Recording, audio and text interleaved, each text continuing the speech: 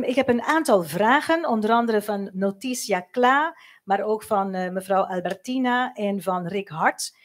Die willen allemaal weten, kijken allemaal online mee, wat er nou veranderd is aan de naam en wat er nou inhoudelijk veranderd is aan de regeling, omdat in eerste instantie ook een beetje het beeld was dat er weinig zou veranderen. Kan ik u daarover het woord geven, mevrouw Van Huffelen?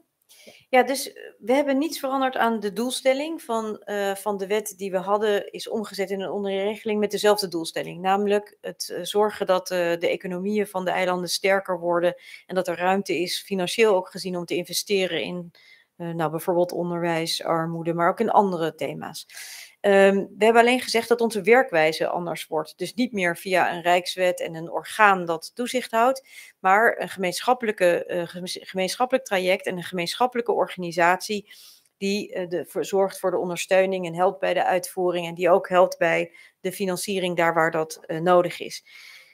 Maar eigenlijk zijn dat de twee grootste dingen. Dus er is geen rijkswet meer, geen consensus rijkswet. We werken met een ander juridisch construct, namelijk een onderlinge regeling die ons allemaal ook bindt. Het tweede is dat we niet meer werken bij dat COHO-orgaan, maar dat we werken met een samenwerkingsverband dat TWO heet. En inmiddels dan ook niet meer tijdelijke werkorganisatie, maar de organisatie die de ondersteuning verzorgt.